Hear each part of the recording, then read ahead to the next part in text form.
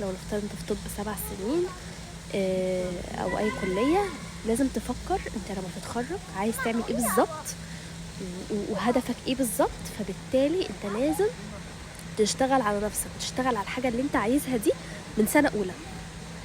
الحاجة دي مثلا مطالبها 10، انت لازم تكون انت متخرج اتليست عندك 6، يعني معاك 6 حاجات منها او 7 حاجات منها. ليه؟ لان انت لما تتخرج انت ما عندكش وقت. انت طالب في كلية، انت مش مطالب غير ان انت تروح الصبح الكلية، ترجع من الكلية تاكل وتنام وتصحى تذاكر وتنام وتروح الكلية وتصحى تذاكر بس. انت ما عندكش اي التزامات، ما عندكش عمر بيجري ووقت بيجري ومحتاج انك انت تحقق بسرعة الحاجة اللي انت عايزها ديت. انت انت عندك وقت كتير، تمام؟ مفيش اي حاجة تمنعك ان انت تبدأ من دلوقتي.